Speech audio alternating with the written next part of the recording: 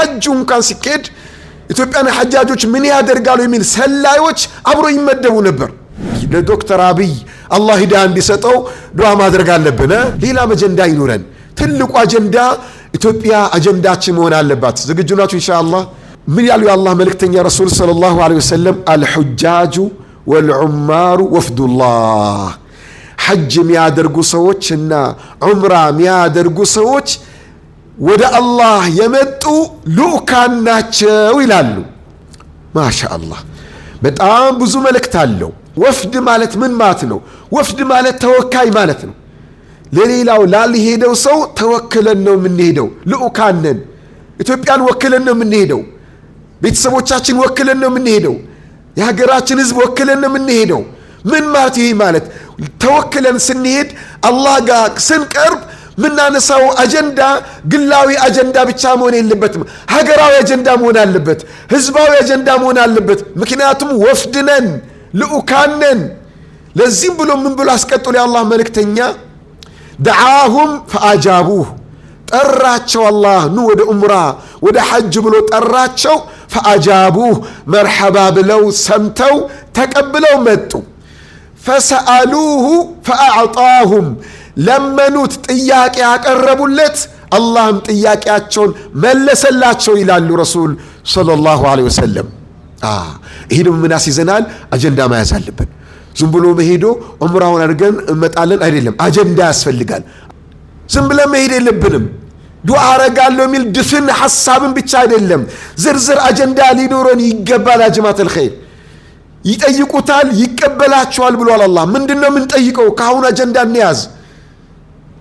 ብዙ ሰው አለ መቼም ዱዓ አርግልን ዱዓ አርግልን ዱዓ አርግልን የሚሉ እነሱም አንድ አጀንዳ ናቸው። ሌላም አጀንዳ ይኖረን።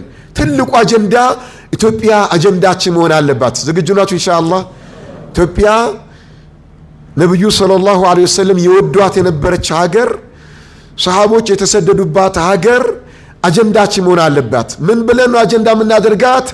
اللهم اهدي الشعب ኢትዮጵያ الى الاسلام። ያ አላህ የኢትዮጵያን ህዝብ ወደ እስላም መንገድ ምራልን ያ አላህ የሚል አጀንዳ የእያንዳንዳችን መሆን አለበት። ዝግጁ ናችሁ? ኢንሻአላህ መዝግባችኋል? ይህን ያዙ። ብዙዎቻችን ይዘነጋ ነው ዱዓ ነው።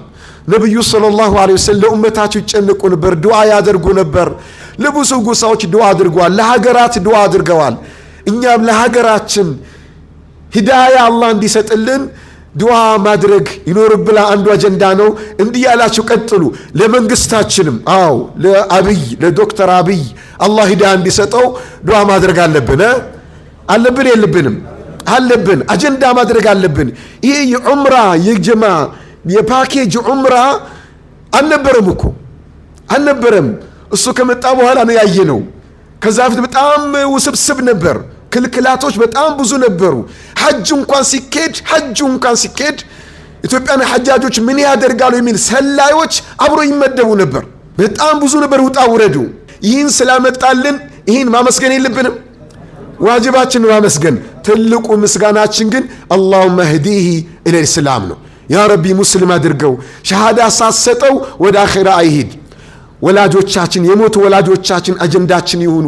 በሐያት ያሉትን ወላጆቻችን አጀንዳችን ይሁኑ።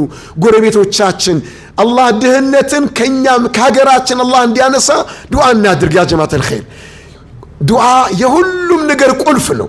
እኛ ደግሞ የሰነፍነው ዱዓ ላይ ነው። ምንሄድበት ቦታ ደግሞ የዱዓ ቦታ ነው።